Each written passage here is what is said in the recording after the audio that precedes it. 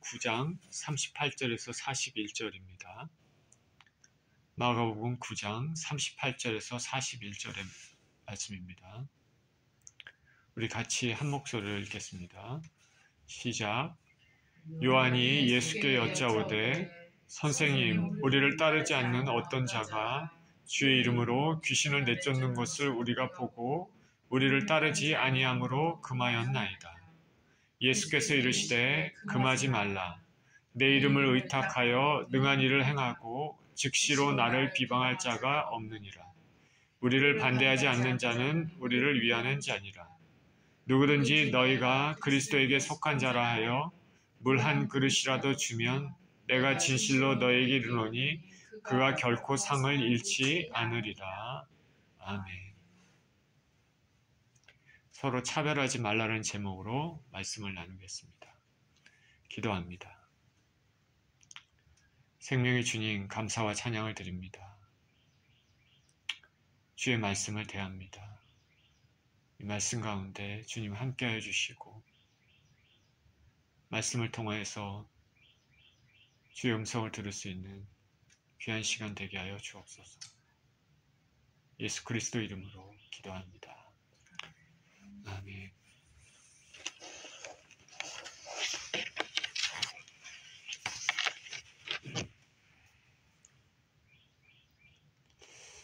올해가 2024년인데 10년 전에 2014년에는 러시아에서 소치라는 곳에서 동계올림픽이 있었습니다. 이 올림픽에서 한국 사람들에게 관심이 있었던 것이 있는데 그건 뭐냐면 쇼트트랙에 출전했던 안현수 선수에 관한 내용입니다. 이 안현수라는 사람은 한국의 대표적인 쇼트트랙 선수였습니다. 세계 선수권대회에서도 금메달을 땄고 또 유명했지만 이 2014년 러시아에서 열린 동계올림픽에서는 한국 대표가 아니라 러시아 대표로 그 이름도 안현수가 아니라 빅토르 안이라는 이름으로 출전을 했습니다. 우리나라가 이런 경우가 있었는지 모르겠습니다. 그래서 금메달을 땄습니다. 제가 알고 있기로는 2개 이상의 금메달을 획득한 것으로 압니다. 근데 한국은 세계 쇼트트랙에 지금도 그렇지만 강국인데 그렇게 금메달을 많이 땄던 한국이 소치올림픽에서는 초라한 결과를 얻었습니다.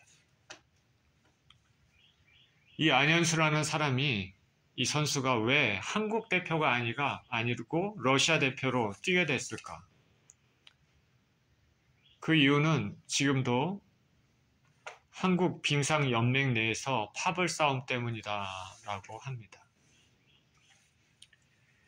그는 실력이 있습니다. 그럼에도 불구하고 국가대표로 선수 생활을 할 기회가 없게 되어서 모든 것을 서포트해주는 러시아로 귀화해서 뛰게 되었다라고 합니다.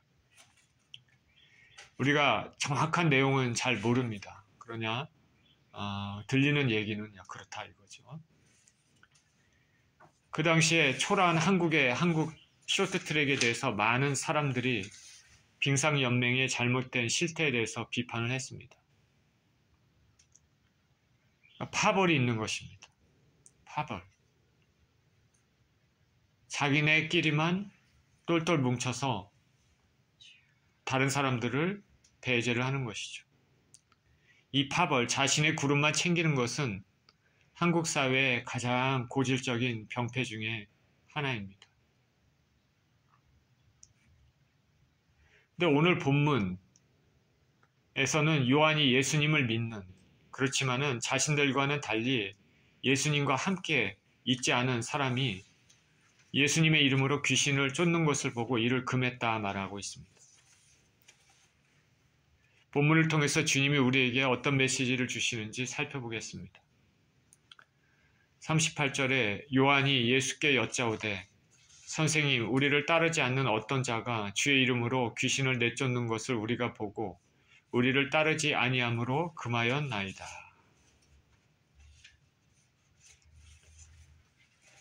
요한은 예수님 곁에서 예수님과 함께하지 않는 어떤 사람이 예수님 이름으로 귀신을 쫓아내는 것을 봤습니다.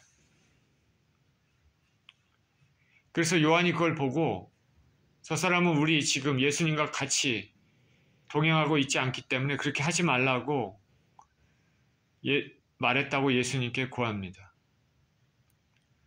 예수님을 따르지 않는 사람인데 이 사람이 예수님 이름으로 귀신을 쫓아낸 것이죠. 그럼 이 사람이 어떤 사람일까? 아마도 세례 요한의 제자였다가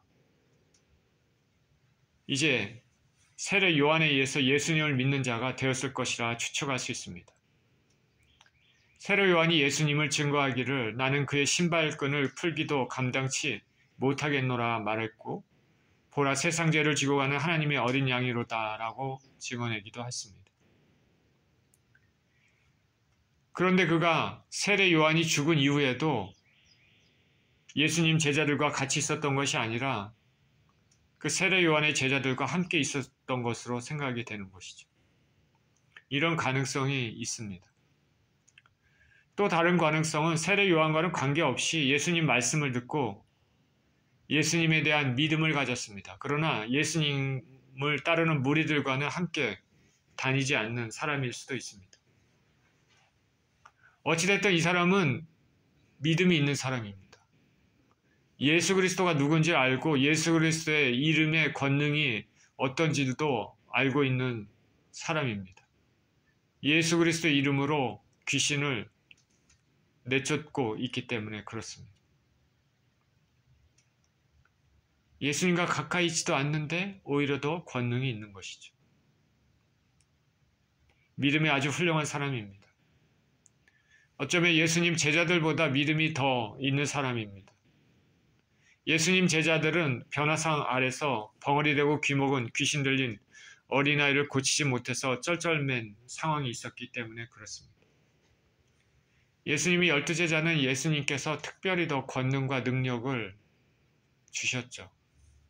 그런데 어린아이를 어떻게 하지 못해서 쩔쩔맸습니다. 그런데 이 사람은 예수님과 가까이 동행하고 있지는 않지만 예수님에 대한 그 믿음을 가지고 귀신을 쫓아내고 있는 것입니다. 세상에는 믿음이 훌륭한 사람들이 있습니다. 우리가 몰라서 그렇죠. 이 세상의 수많은 사람 중에 우리가 악하고 패역한 세대를 보고 있지만 그러나 하나님께서 감춰두신 다이아몬드 같은 사람들이 곳곳에 있습니다. 우리는 모르지만. 평신도지만 목사보다 더 믿음이 훌륭한 사람도 있을 것입니다. 그러니 우리는 항상 겸손해야 됩니다. 바라기는 저와 여러분이 정말 믿음의 사람이 되기를 축원드립니다. 하나님께서 우리를 보시고 누구누구는 참 믿음이 훌륭하다. 너는 믿음이 그래도 괜찮다. 이렇게 인정해 주시면 얼마나 좋겠습니까? 저와 여러분 항상 겸손하시고 하나님과 깊은 관계 가운데 믿음의 사람이 되시기를 축원드립니다. 요한은 우리를 따르지 않는다 이렇게 말함으로써 요한 혼자 얘기한 것이 아니라 그 12제자를 대표해서 예수님께 말한 것임을 알 수 있습니다. 요한이 이렇게 얘기한 이유는 자신들만이 예수님께 속한 자라고 생각했기 때문일 것입니다. 그렇기 때문에 다른 사람이 예수님 이름으로 귀신 쫓아내는 것을 마땅치 않게 생각했습니다. 우리가 지금 예수님과 가까이 있는데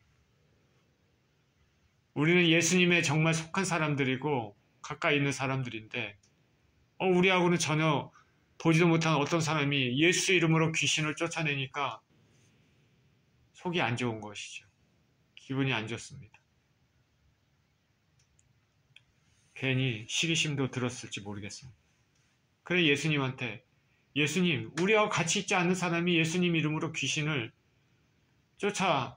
쫓고 그러니까 우리를 따르지 아니했기 때문에 그렇게 하지 말라 이렇게 얘기를 했다고 합니다. 우리가 신앙생활을 하면서 시기심을 갖는 경우가 있습니다. 그렇죠? 아직 온전한 성품을 가지고 있지 못하기 때문에 그런 것이죠.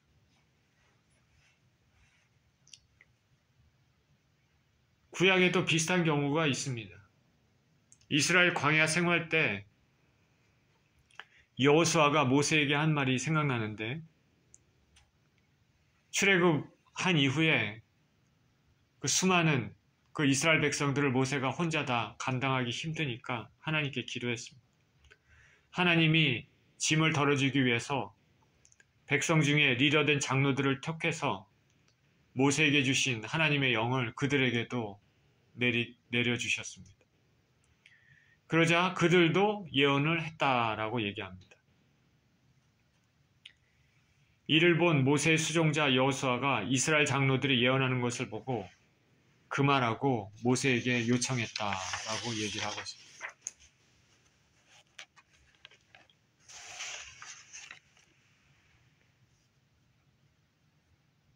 택한 자 중 한 사람 곧 모세를 섬기는 눈의 아들 여호수아가 말하여 이르되 내 주 모세여 그들을 말리소서. 민수기 11장 28절입니다. 그랬더니 모세가 그에게 이르되 내가 나를 두고 시기하느냐 여호와께서 그의 영을 그의 모든 백성에게 주사 다 선지자가 되게 하시기를 원하노라. 하나님은 나의 하나님입니다. 그러나 다른 사람의 하나님이기도 하죠. 오늘 예수님의 제자들, 오늘 본문의 말씀 직전에 33절에서 37절에서는 무슨 말씀이 있었냐면 제자들 사이에 누가 크냐라고 토론을 했습니다. 너가 크냐 내가 크냐 제자들 사이에 서로 다툼이 있고 토론이 있었죠. 제자들 사이에 내적인 문제, 누가 더 높은 사람이 되느냐 그런 문제 얘기하다가 오늘 본문에서는 이제 그 제자들을 내부의 문제가 아니라 제자들과 그 밖에 있는 사람, 그 외적인 문제로 다투고 있습니다. 이전에는 자기들 안에서 누가 높으냐 서로 키재기하다가 이제는 밖에 사람들에 대해서 장벽을 쌓아서 자신들만의 특권을 얘기하고 있습니다. 메시아 왕국이 도래하면 자신들이 중요한 위치를 차지해야 되는데 저 사람도 그런 자리를 차지할지 모른다는 생각이 있었는지 모르겠습니다. 우리가 연단을 거치지 않은 우리 인생들은 이와 같이 죄된 습성이 언제든지 드러나게 되어 있습니다. 이 당시 예수님의 12 제자들은 아직 신앙이 성숙되지 못한 상태였습니다. 신앙은, 저와 여러분 신앙은요, 우리의 성품입니다. 예수 그리스도를 닮아가는 것이 우리의 신앙입니다. 어디 가서 믿음이 좋다고 막 방언기도하며 막 귀신을 쫓아내고 뭐 이적을 행한다고 그 사람이 훌륭한 것이 아닙니다. 그 사람이 온전한 것은 그 사람이 성품이 예수 그리스도를 닮았는가 닮지 않았는가, 얼마나 사람을 사랑하고 얼마나 많은 사람들을 사랑으로 섬길 수 있는지, 얼마나 겸손한지, 말하는 것, 행동하는 것, 생각하는 것 하나하나가 다 중요합니다. 그 사람의 그 몸 자체에서 예수 그리스도의 성품이 드러나야 되는 것입니다. 그것이 신앙입니다. 저와 여러분들은 이 땅을 살면서 계속 내 자아를 죽이면서 성령의 능력이 나의 삶 가운데 나타나도록 기도하면서 그렇게 성장하면서 살게 되는 것입니다.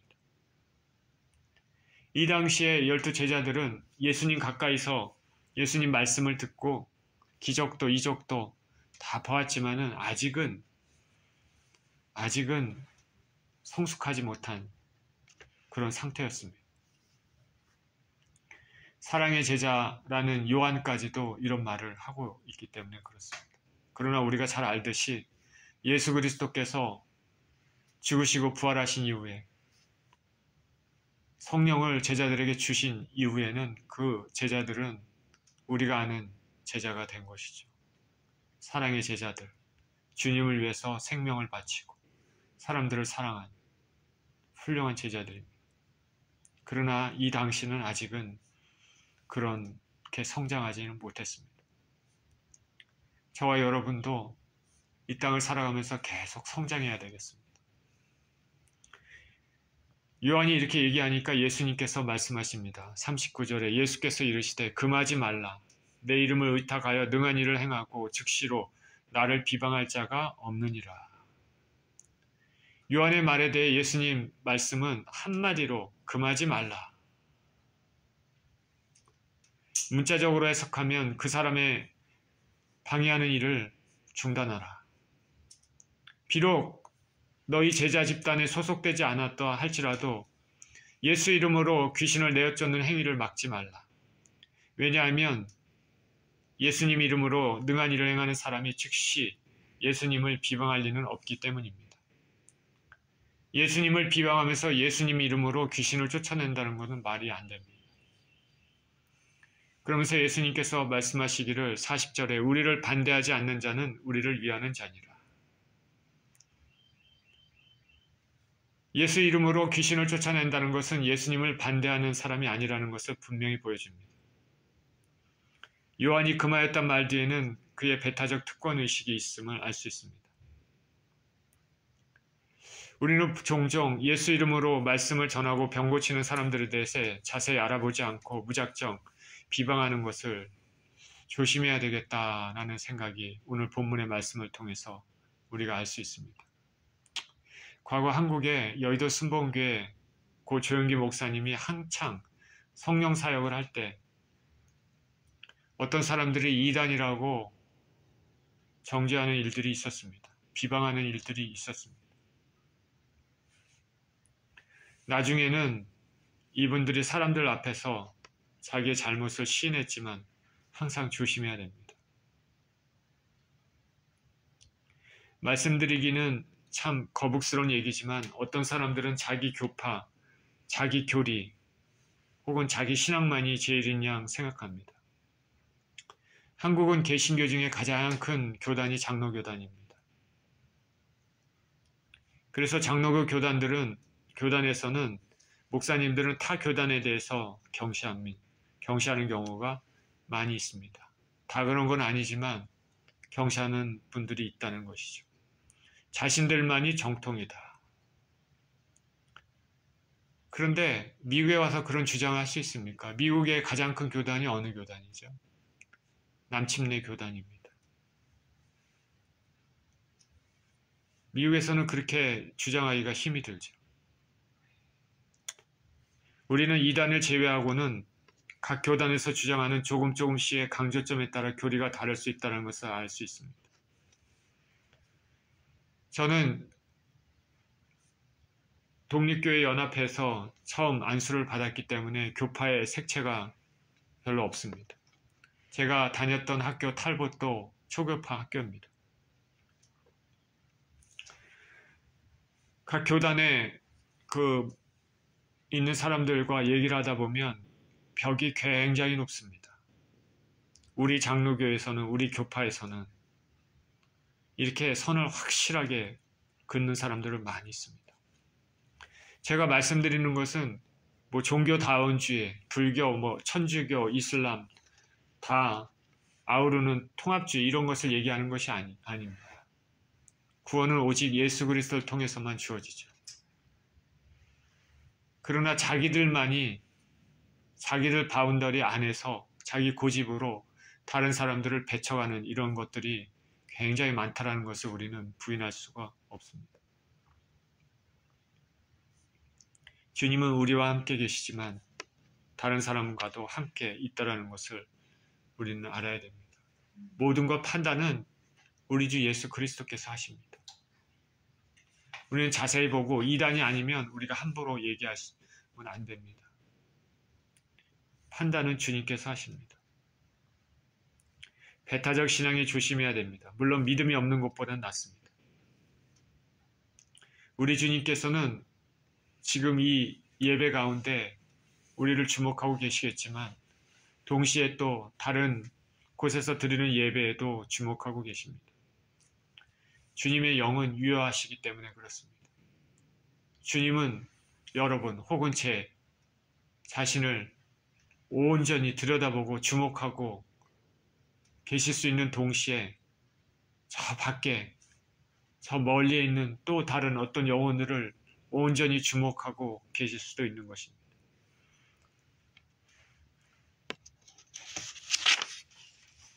교파 간에 선을 그어서 자신들만이 하나님이 인정을 받는 집단으로 오해하면 안 된다고 말씀드렸는데 교회 내에서도 파벌이 있는 경우가 있습니다. 우리 교회는 그런 경우 없죠. 큰 교회들이 그런 경우가 있습니다. 교회 공동체를 건강하게 하지 못하는 이유들 중에 하나가 서로 간에 구별하는 것이죠. 너는 이 편, 나는 이 편. 그래서 고린도 교회에서 보니까 아볼로파, 나는 게바파, 나는 바울파, 나는 그리스도파라고 얘기를 했습니다. 예나 지금이나 사람들은 당 짓는 거 좋아합니다. 현 세대에서도 교회 공동체 내 보이게 보이지 않게 파벌이 있습니다. 작은 교회는 덜하지만 큰 교회는 혈연, 지연, 학연 등 다양하게 연관 지으면서 서로 간에 장벽을 둡니다. 제가 신학 공부를 할 때 우리 같이 공부했던 분 중에 한 분, 선교사로 사역했던 분이 말했습니다. 한국에 이름을 대면은 잘 아는 유명한 교회, 큰 교회에 소속이 되어 있었는데 한국 자기 교회 선교사로 사역하다가 모 교회 가봤더니 끼리끼리 집단이 있어서 사회적, 경제적으로 부족해 보이면 무시하고 끼워주지 않는다라고 얘기를 합니다. 당연히 실망이 있다. 많이 실망했다고 얘기하고 미국의 어느 한인교회에 또 이런 일이 있습니다. 어느 목사님이 그 교회 부흥 강사로 초청을 받았습니다. 말씀을 전했습니다.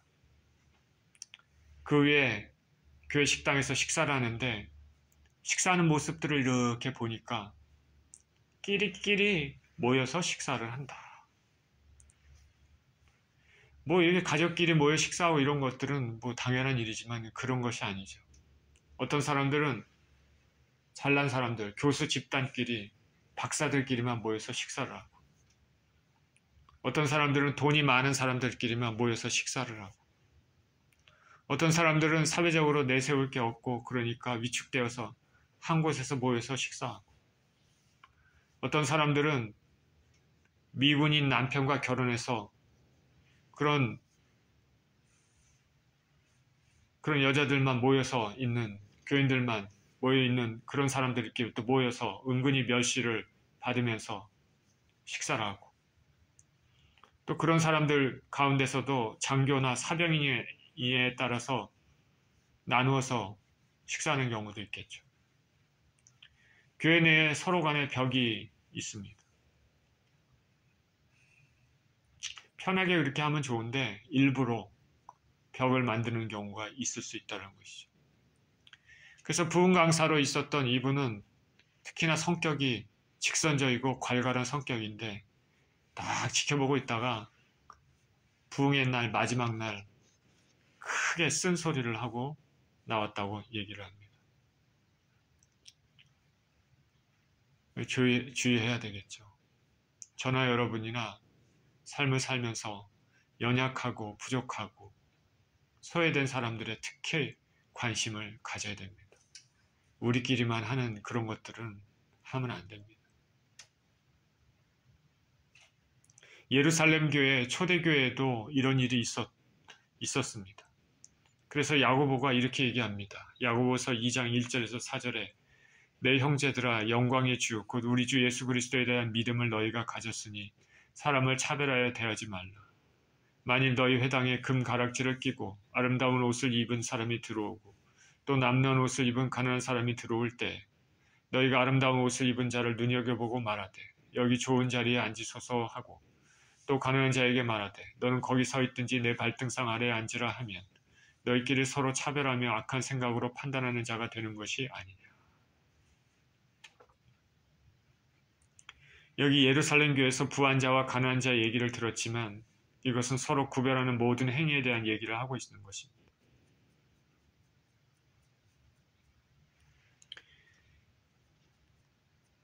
교회에 새로운 사람이 오면 반갑게 맞아주고 편안한 공동체에 속할 수 있도록 당연히 해줘야 됩니다.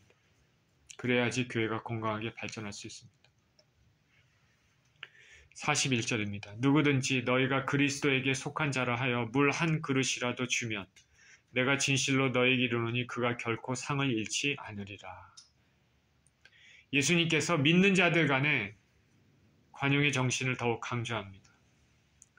40절에서는 반대하지 않는 사람이 같은 편이라는 말씀을 하셨지만 여기서는 더욱 적극적으로 그리스도에게 속한 자라는 이유로 물 한 그릇을 대접하는 사람은 상을 받게 될 것이다.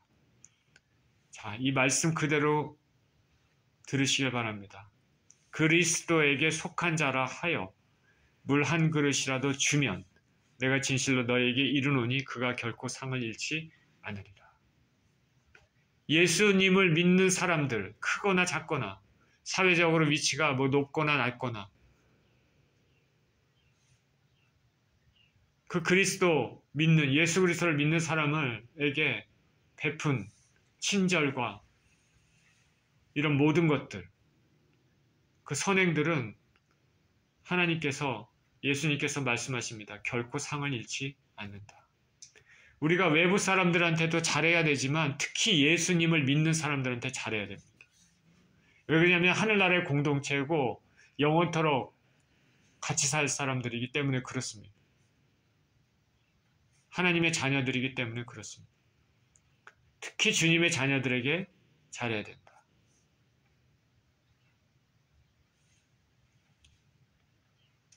예수님이 왜 이 말씀을 하셨습니까?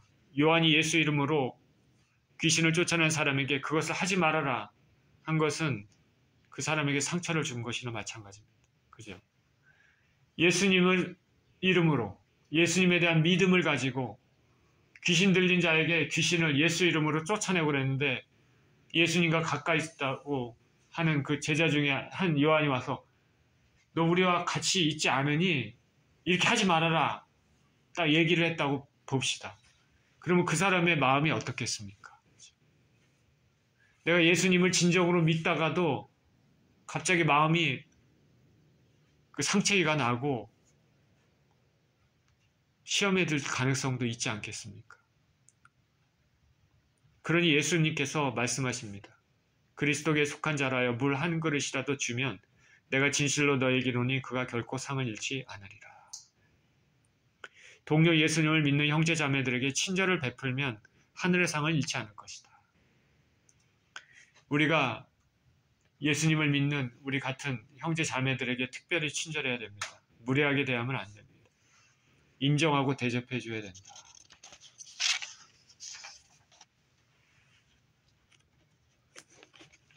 성경에는 예수님을 믿는 사람, 특히 어려운 동료 그리스도인들에게 대접해 주면 하늘의 상급이 크다. 여러분 잘 아시는 말이지만 제가 읽어보겠습니다. 마태복음 25장 31절에서 40절에 심판날에 예수님께서 심판날의 모습을 얘기를 하고 계시는데 인자가 자기 영광으로 모든 천사와 함께 올 때 자기 영광의 보좌에 앉으리니 모든 민족을 그 앞에 모으고 각각 구분하기를 목자가 양과 염소를 구분하는 것 같이 하여 양은 그 오른편에 염소는 왼편에 두리라. 그때 임금이 그 오른편에 있는 자들에게 이르시되 내 아버지께 복받을 자들이여 나와 창세로부터 너희를 위하여 예비된 나라를 상속받으라. 내가 주릴 때 너희가 먹을 것을 주었고 목마를 때 마시게 하였고 나그네 되었을 때 영접하였고 헐벗을 때 옷을 입혔고 병들었을 때 돌보았고 옥에 갇혔을 때 와서 보았느니라. 이에 의인들이 대답하여 이르되 주여 우리가 어느 때 주께서 줄이신 것을 보고 음식을 대접하였으며 목마르신 것을 보고 마시게 하였나이까. 어느 때 나그네 되신 것을 보고 영접하였으며 헐벗은 것을 보고 옷 입혔나이까. 어느 때 병드신 것이나 옥에 갇히신 것을 보고 가서 배웠나이까 하리니 임금이 대답하여 이르시되 내가 진실로 너에게 이르노니 너희가 여기 내 형제 중에 지극히 작은 자 하나에게 한 것이 곧 내게 한 것이니라 하시고, 예수님께서는 동료 크리스찬에게 한 친절이 곧 예수님께 행한 것이다 말합니다. 그리고 그것이 지옥과 천국을 가르는 기준으로 말씀하고 있습니다. 제가 이 말씀을 드렸지만 저는 이 말씀을 사실 여러분에게 전할 만한 자격이 없습니다. 제가 그러지 못한 경우가 있기 때문에 그렇습니다. 하나님 앞에 크게 엄청나게 책망을 받은 적이 있습니다.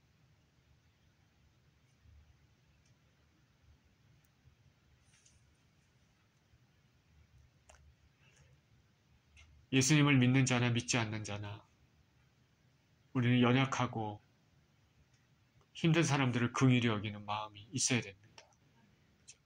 그들을 잘 케어하고 그들에게 긍휼한 마음을 가져야 됩니다. 예수님께서는 요한을 비롯한 제자들에게 엄중한 말씀을 하고 계십니다. 저나 여러분이나 부지불식 중에 천사를 대접할 수도 있습니다. 아브라함이 천사를 대접한 것처럼 부지불식 중에 우리는 천사를 대접할 수도 있는 것입니다. 부지불식 중에 천사를 내칠 수도 있는 것입니다. 험노하고 연약한 모습으로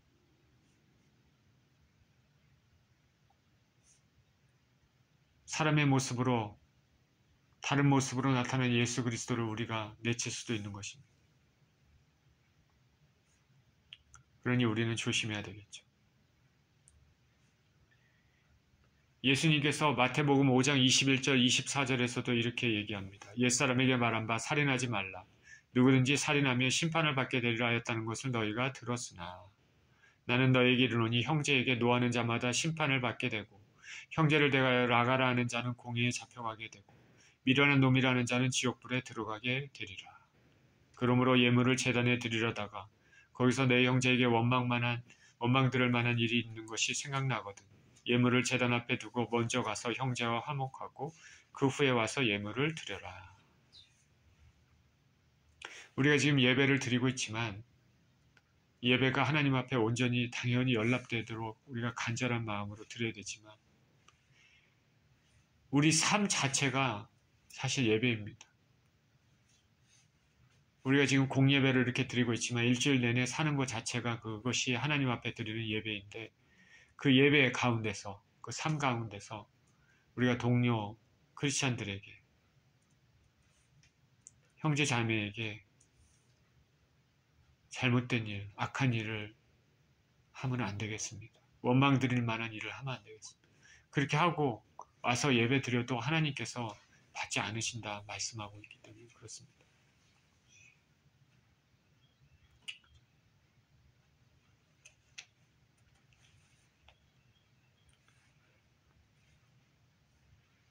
동료 형제에게 상처 주고 아무 일도 없다는 듯이 예배를 드리는 것은 하나님께서 받으시지 않는다. 형제와의 관계를 온전히 하고 화해한 후에 예배를 드려야 된다. 오늘 본문에서 요한은 예수님께 책망을 받았지만 그러나 우리가 아는 요한은 그 이후에 성숙한 요한이 되었죠. 사랑의 사도라고 우리가 알고 있지 않습니까? 요한 2서와 요한 3서에 이렇게 얘기합니다. 요한 2서 5절에 부녀여 내가 이제 내게 구하노니 서로 사랑하자. 이는 계명같이 내게 쓰는 것이 아니요 처음부터 우리가 가진 것이라. 요한 3서 5절 7절에서도 사랑하는 자여 내가 무엇이든지 형제 곧 나그네 된 자들에게 행하는 것은 신실한 일이니 그들이 교회 앞에서 너희 사랑을 증언하였느니라. 내가 하나님께 합당하게 그들을 전송하면 좋으리로다. 이는 그들이 주의 이름으로 위하여 나가서 이방인에게 아무것도 받지 아니함이라. 예수 그리스도를 믿는 우리들은 사랑이 사실 제일 중요합니다. 사랑의 믿음의 형제 자매들이 저와 여러분은 되어야 되죠. 근데 우리가 부족하니까 참 그런데 하나님께서 원하시는 것은 사랑입니다. 하나님을 먼저 사랑하고 그 하나님을 진정으로 사랑한다면 하나님의 백성들도 당연히 사랑하게 될 줄 믿습니다. 예수님을 믿는 형제 자매 간에 서로 도와주고 사랑하는 것은 초창기 교회의 가장 중요한 특징이었습니다. 가난한 자들을 위해 서로 나누고 구제하고, 사도 바울도 이방인의 복음을 전하고 이방의 많은 교회를 세우고 또 그들에게 헌금을 받아서 예루살렘 교회 가난한 자들에게 그렇게 헌금을 가지고 왔다는 것을 우리가 잘 알고 있지 않습니까? 서로 간에 도와주는 것 귀한 일입니다. 예수 그리스도께서 잊지 않으시고 상을 주신다 말씀하십니다. 우리는 특히 예수님 믿는 형제 자매들에게 특별한 관심을 가지고 사랑해야 되겠습니다. 서로 간에 상처 주지 말고 귀하고 존귀 여기며 생활해야 되겠습니다.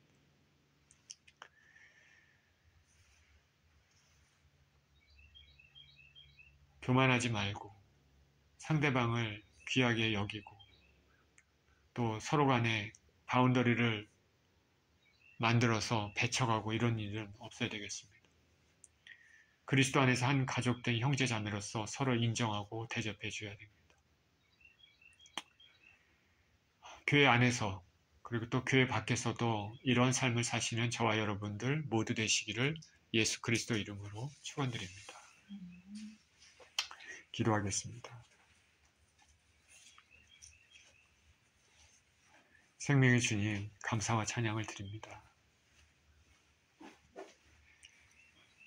하나님께서 우리들을 사랑하여 주셔서 깊이 사랑하시고 모든 것을 내어주시면서 사랑하시는 것처럼 우리는 주님의 그 사랑을 온전히 따를 수는 없지만 우리가 같은 동료 믿음의 형제 자매들에게 아버지 하나님 그들을 귀하게 여기고 그들을 소중히 여기고 그들을 섬기며 또 그렇게 귀한 인생을 살 수 있도록 우리를 주장하여 주시옵소서. 우리가 이 땅에 살면서 하루하루 매일매일 아버지 하나님 사랑의 마음으로 사랑의 영으로 아버지 충만한 인생이 될 수 있도록 축복하여 주옵소서.